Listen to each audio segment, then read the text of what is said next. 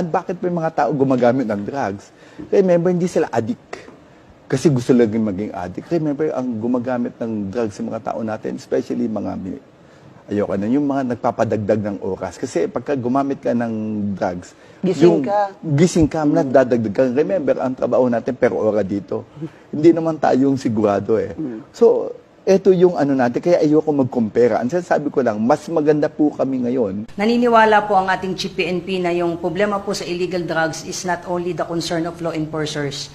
It also involves, it's a health problem, it's an economic problem. So dito pumasok yung naging usapan na yung mga gumagamit po ng illegal drugs, some of them are not really drug dependent, some of them are social user, or some of them, in fact, may mga nahuli tayo na ang reason nila is kaya sila nagda-drugs is para magising lang sila just to extend yung working hours. I think that was the context na sinabi ng ating Chief PNP na hindi dapat tinitignan ng isang drug user as masama, kundi biktima sila.